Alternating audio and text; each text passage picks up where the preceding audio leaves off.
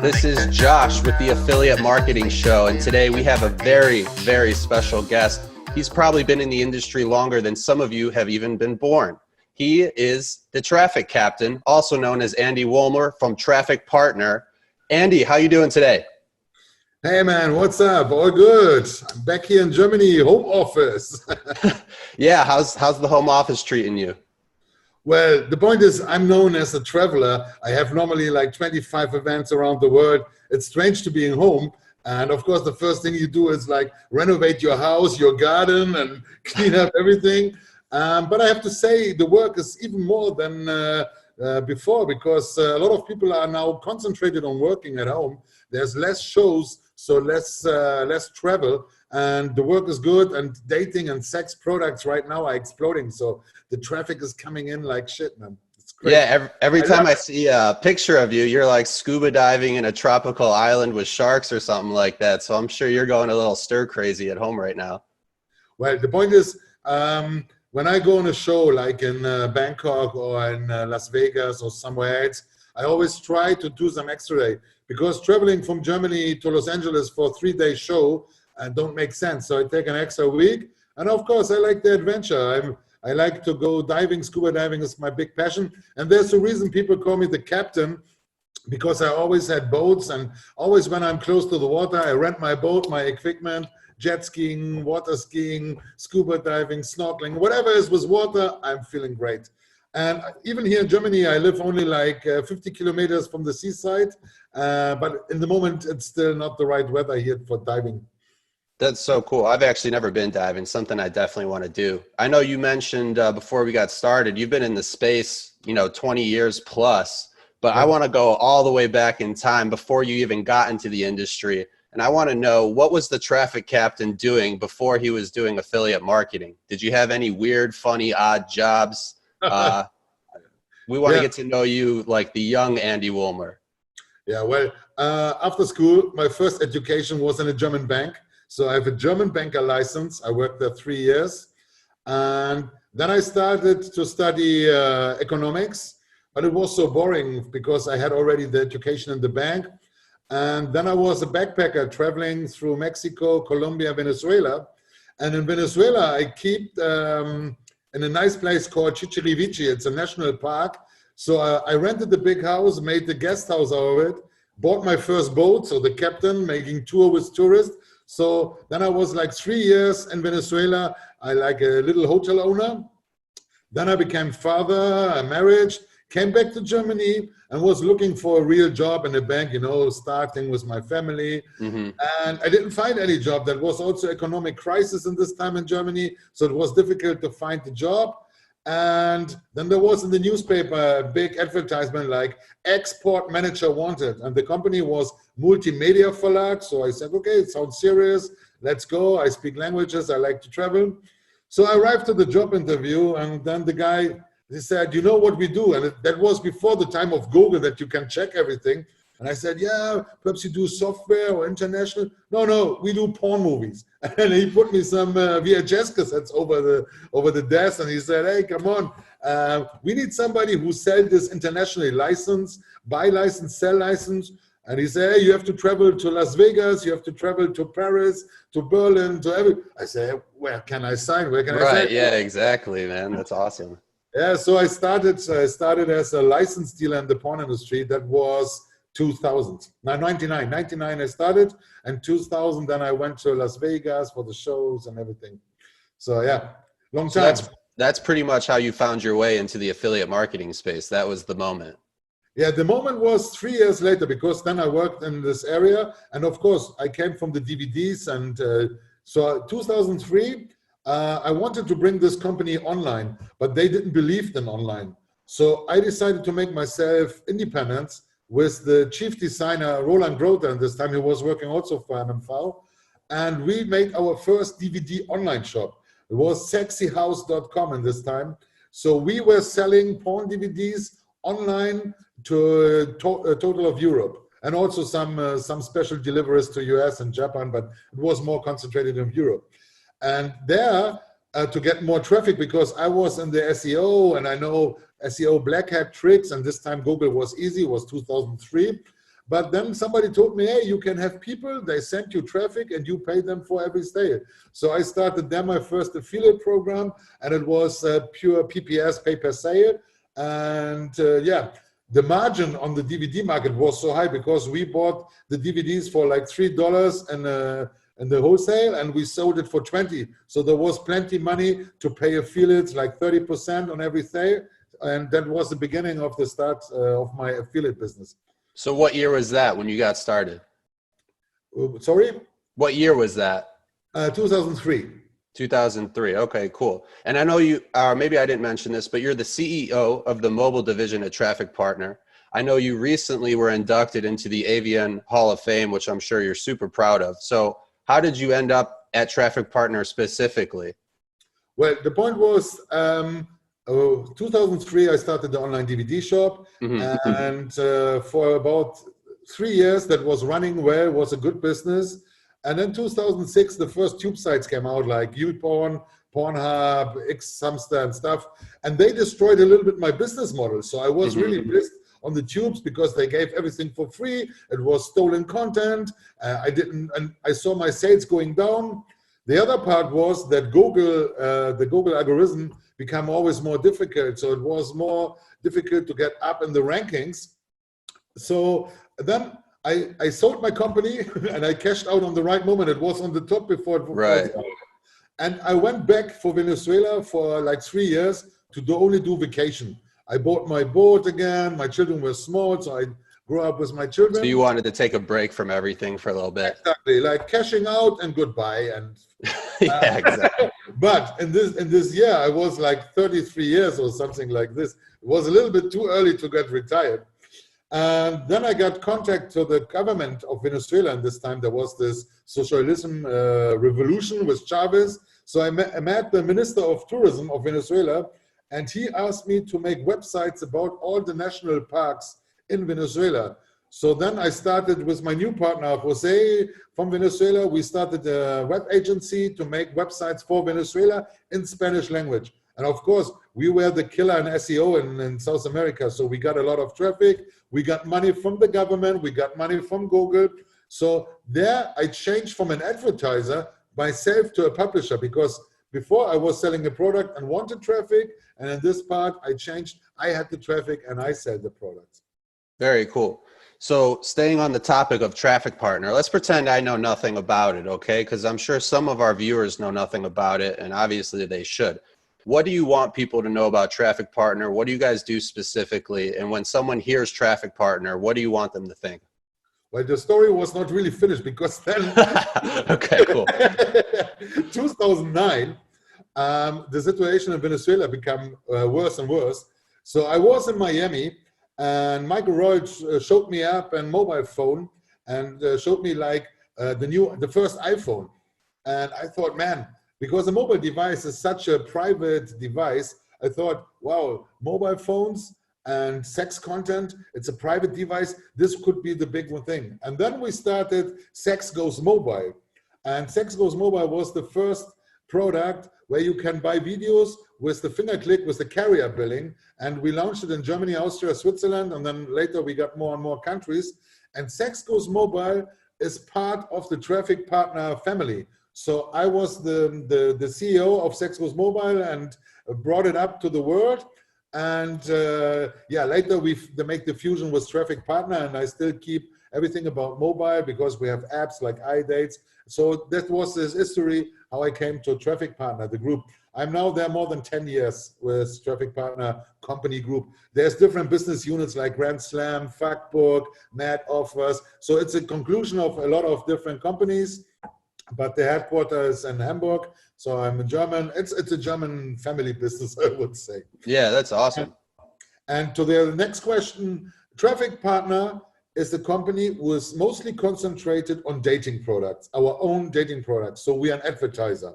So we have different products like Amateur Community, Fremdgehen, and iDates, our app, and we have Sex Goes Mobile. All these products are mostly about dating.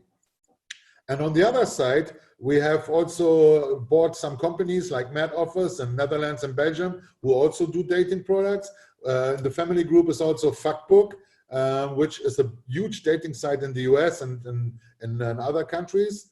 And we have a company that is web billing, where we do billing, credit card processing, debit cards, and all this stuff. And Grand Slam Media is our broker, because the traffic out of our dating member area traffics, we have an RTB system in Grand Slam Media called adnium.com, where we sell all this traffic. And of course, this is the cream of the cream traffic, because the people already paid, they are real, they have credit cards, they have money. So yeah, that's what we do, traffic and dating. And TrafficPartner, of course, because we buy a lot of traffic, it's mostly about buying traffic, selling traffic in the dating area. So TrafficPartner was the right name for this. Very cool. So I'm an affiliate, let's pretend. I'm at a trade show. Someone mentions TrafficPartner to me. What's the first thing you want them to think? Make click, click, cash. Make click, click, cash. You got to get that trademarked or something, right? Yeah. So, yeah. Oh, go ahead. Sorry. We are very perfect payment processor and dating. So we know our markets. We do this for more than 10 years, and parts of our company are more than 20 years. So we are the guys for the long term. We have enough money. We invest in our products. We invest in everything that makes affiliates happy. And also for all the classical affiliates, then we have brokers that sell traffic. We have media partner. Even with other dating companies, we have cooperation that we make cross sales, up sales. You know, the name Captain and TrafficPartner, it's like trust, long time relationship. And I'm not the guy who wants to make the fast $10 and then I run away. You know, I prefer $1, but forever. Right. Yeah. You want to have a long-term relationship and establish some trust with the people you work with. Exactly. Yeah. All right, cool. So given the current state of the world, obviously this is a really chaotic time for everyone, our industry included. I think this is a great question. Where do you see the affiliate marketing space, the internet marketing space heading over the next couple of years, given what's going on now and what might be happening, you know, within those next few years? Well, I think through the Corona crisis, a lot of people learned some new things. First, remote working, home office is something that really can work.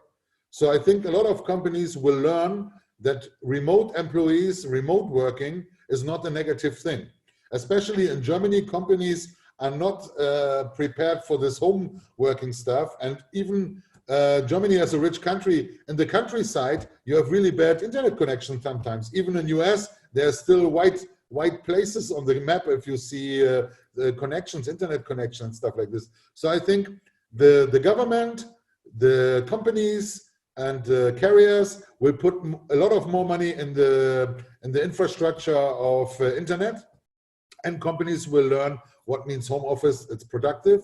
On the other side, the final customer, they learned, especially the older generation, that are not so Amazon buying or other shops, they buy everything online. And for example, my parents, they are 70 years old and they use a little bit the internet, but now she buys everything online. Even the supermarket, she don't want to go to the supermarket. She is 75 years old, so she is high risk for Right. And she do her orders for the food online. And she said, why I didn't make it before? So I think a lot of customers learn how easy and nice internet shopping can be. That makes more profit for us because we are internet sellers. And on the other side, governments and companies learned also a lot of this crisis. So the future for us in the online business is fantastico. Yeah, honestly, I love working from home. I don't know how you feel about it. Some people say I can't focus, but I mean, I'm super used to it. I think I can focus. I'm also curious, like, do you think people are going to get rid of their office space altogether? What's your take on that? Well, the point is now this is for like some weeks. I still miss the moments when I come to the office and meet all my colleagues, and also fantastic ideas come out when you go together to lunch or you have the after work beer and stuff like this. So I don't want to say that we don't need an office anymore. But for example, on Fridays, the traffic jam is always horrible. So why don't make a Friday as a home office and you go the other 4 days in the office, or you can switch this. And I can understand people with small children. It's difficult. When I founded my first company, I had small children and I was working from home, and I really had to close my door from my office and nobody disturbs me. Because if you have your laptop in the living room, of course, you cannot concentrate so much. My son is now 21, my daughter is 18. I have my office space inside of my penthouse, so everything is cool. Yeah, I guess it's easy for me to say with no kids that I love it. I'm sure it's a little different. I keep thinking about the family in like a small New York apartment right now and they're quarantined. It's like, I don't know how they can work. Yeah, that's difficult. Yeah. So you're promising all your employees, you heard it first here, Friday will be a work from home day. You heard it first on the Affiliate Marketing Show, guys. This is going to be it.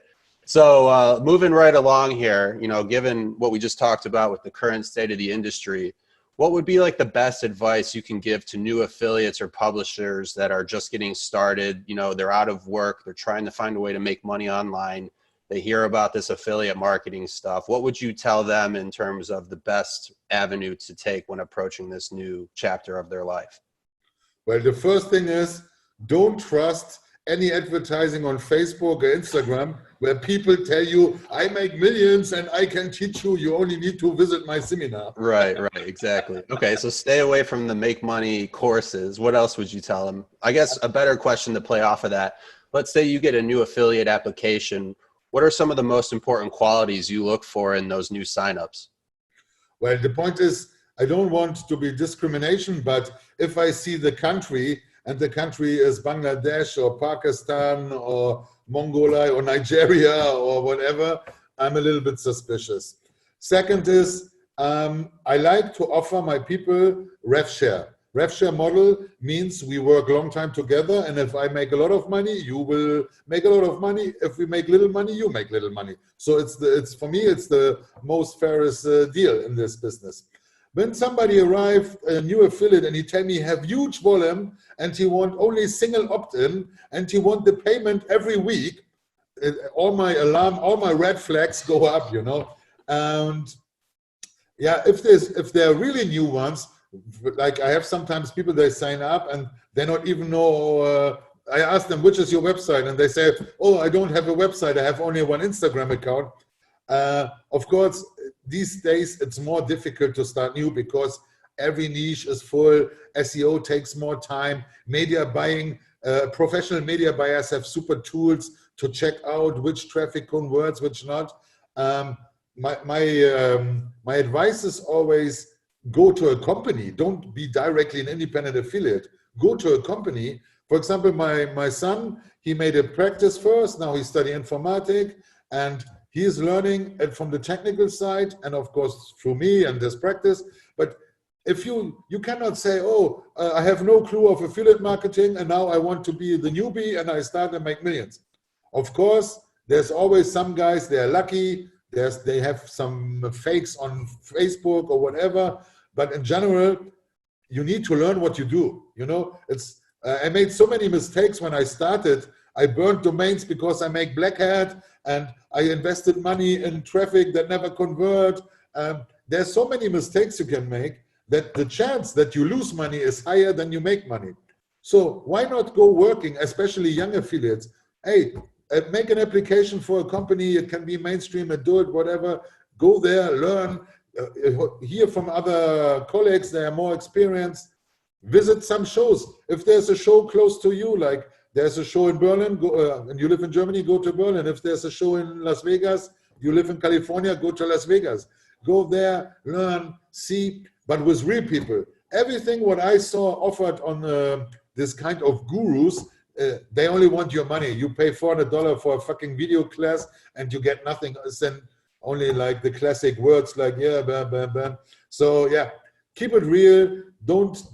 You can have dreams, but learn the basics first. So you're saying they should be educated and most importantly, they should be patient and realize that it's not an overnight success story for most people. Not anymore. I think my first big money I made very fast, but it was 2003 and there was not a lot of competition. There was not so many rules. and it was way more easier than now. Imagine now you want to do a new dating site, and there's like hundreds of dating sites. They're all successful experience. They have big money, big budgets, big databases. How you want to start that new?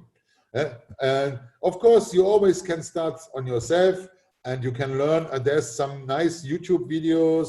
There's some stuff you can learn. If education on YouTube is for free, perhaps it helps you, because these people, they do it like like a mission to teach people. But in general, that's also in Germany, when you want to work in something, you do first an Ausbildung, which means you do a practice for 3 years to learn to be a carpenter, to be a mechanic, to be a banker, to be an affiliate. Education is king. Education is king. Yeah. So speaking of overnight success, how does the traffic captain define success? Do you define success as wealth, happiness? What's your take on that theory? Well, there's 3 things. Health, the first thing, if you're not healthy, well, I do also shit, party, drink, to eat too much. Oh, I know you party. We've partied together a few times. Yeah, but the point is, my health I keep also, because I go like 5 times a week. I go swimming, I do my scuba dive. I'm still, for my age of almost 50, I feel fit. And health you cannot buy. So take care of your health is one thing. The other thing is family first. My children, my mother, my wife, all this family, you cannot buy also, and the love of your children. Why you make children if you don't put time and love in them? Then you don't need to have children. And business-wise, of course, success is making money, do what you want, have the freedom of decision, build up a cool crew, have partners you can trust. So the business and the business and the balance to your family and your health have to be the right. And I would say, when I was young, I was more the guy who was like a workaholic also sometimes. And then you get problems with your wife. It's classical. You sit 14, 16 hours. Oh, my new project. Oh, I made the first sale. And the wife says, yeah, it's 3 in the morning. When do you come to the fucking work? Yeah, exactly. So basically the health and the family, and when you have those in line, you're going to find that your work life will become successful because you don't have to worry about those things. Yeah. And it's also passion. Of course, there's a lot of people, they make their money fast. But if you see a lot of people, they work the whole life, the same thing, and they keep on the same level. And then you have some people, they get from 0 to rich. So I want to be exactly in the middle. I'm happy that I was not rich with 22 years with 1 million in 1 week. I would go crazy, Success is also something, when you are more experienced and have more life experience, you better know how to handle with the money, and you know that you always put some money to the side.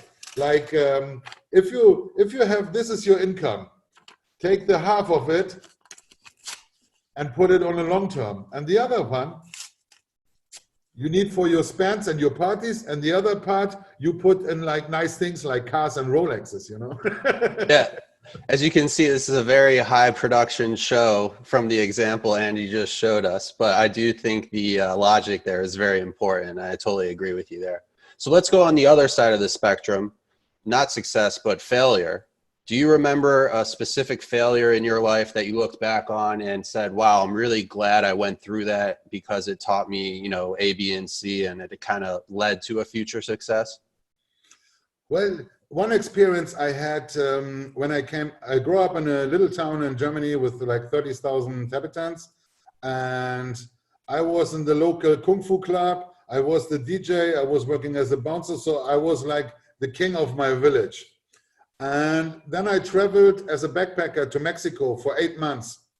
And there I learned the lesson that I'm a little shitty nothing in the huge world, Right, yeah. And that was not a failure, but I had the totally different, like, oh, I'm the king, I do everything, and then you come there and you see, hey, you're a little boy in a big, big world, and here you open your mouth and somebody kill you, so shut the fuck up, be quiet. So this is one lesson when you grow up, and I think a lot of people need this lesson, that they don't think in your comfort zone. it may be you're the king and everything is easy and stuff, but if you see the word, it's different, you know. It's in Spanish they say you need to be humilde. I don't know the English word for this, but keep it real. Don't be an asshole. Don't be arrogant. Even if you think you're the king, you are not. That's why me and you get along, because we keep it real. You're the king of keeping it real. Yeah. So let's say I give you a huge billboard. You can put it on any major highway in any major city. What's it going to say? Captain.XXX. Okay, so it's just literally a straight promo. I love it. Okay, sticking. It's a story. On Eastern holidays, it's now in the last Eastern days.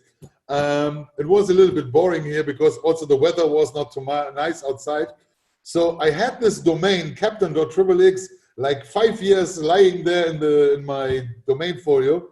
And on this weekend, I started to make an old school website out of it.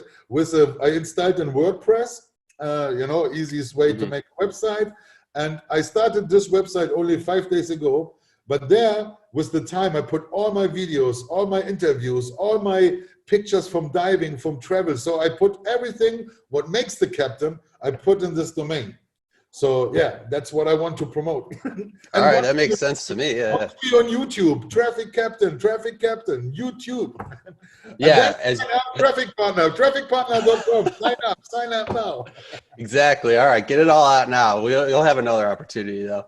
Let's say I am a smart, driven college student. I'm coming out of university and I'm ready to enter the real world. What's some advice you would give me to focus on, and what's some things you would tell me to ignore?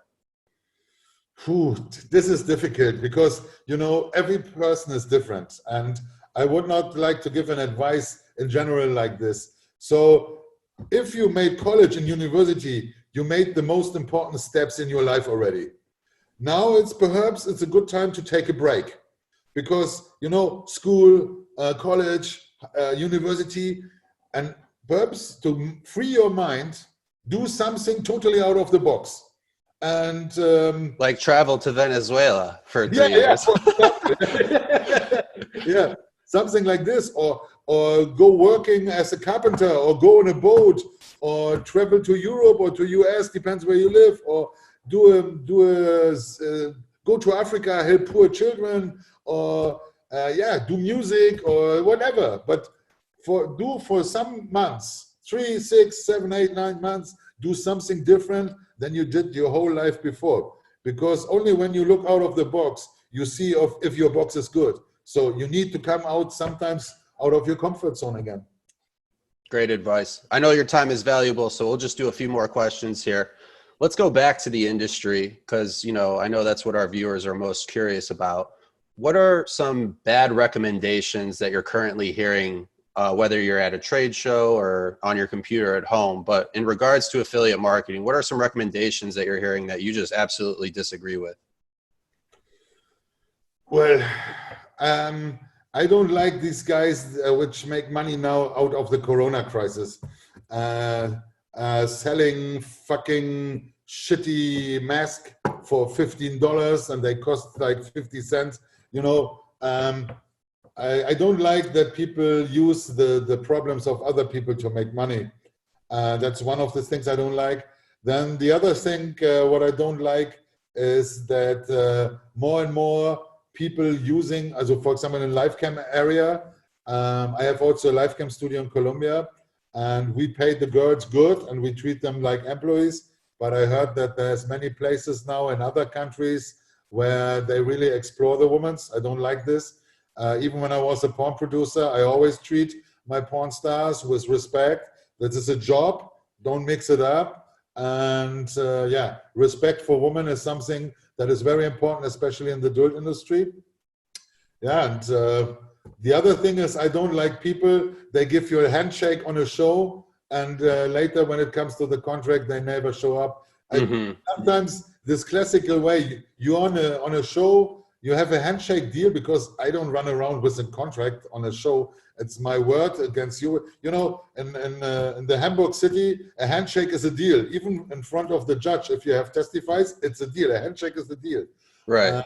I don't like people who take handshakes serious. Yeah, I mean, I get that all the time at trade shows. Like, oh yeah, we're gonna come on Offer Vault, and then like 5 emails later, I haven't gotten a reply. You know, I've just kind of gotten used to that as being part of the industry. But I totally agree. I'm a man of my word. It seems like you are too, and I think that's a very important quality, especially in this industry. Yeah, and especially if you want to stay long in this industry, because that's what you build up as your brand. You know, your word is your word. The captain's word is law. Exactly. The captain's word is law. All right, let's do 2 more personal questions, and then we'll end this interview on a fun little game. Before the game, what is one of your biggest regrets in life? You look back on it, you wish you would have done it differently. Well, I told you before that I made the porn online DVD shop. And there's a history. To the same time, somebody made a first online bookshop in Germany. And 3 years later, when I sold my little porn DVD shop, this guy sold his little bookshop to Amazon for $180 million.